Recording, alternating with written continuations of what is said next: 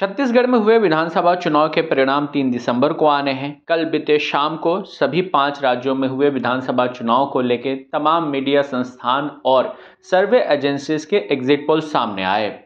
इन सब के बीच छत्तीसगढ़ में कांग्रेस की सरकार बनती दिख रही है। कांग्रेस को बहुमत मिलता दिख रहा है। यदि बात करें आज तक एक्सिस माई इंडिया के एग्जिट पोल के अनुमानों की, तो कांग्रेस को 40 से 50 सीटें मिल रही हैं, भाजपा को 36 से 46 और 1 से 5 सीटें अन्य को मिल रही हैं। एबीपी सी वोटर की माने तो 41 से 53 सीटें कांग्रेस को, 36 से 48 सीटें भाजपा को और 0 से लेकर 4 सीटें अन्य को मिल रही हैं। न्यूज 24 टुडेज चाणक्य की माने तो 57 सीटें कांग्रेस को, 33 भाजपा को और अन्य को 0 सीटें मिलती हुई नजर आ रही हैं।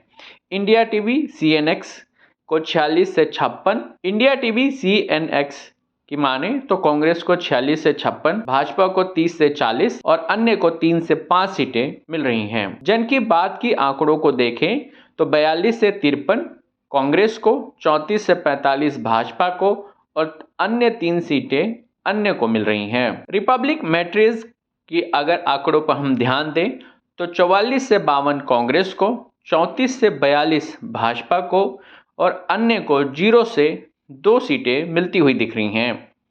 टीवी 9 पोल स्टार्ट की अगर बात करें तो 40 से 50 कांग्रेस को, 35 से 45 भाजपा को और 0 से 3 अन्य को मिलती हुई दिख रही हैं।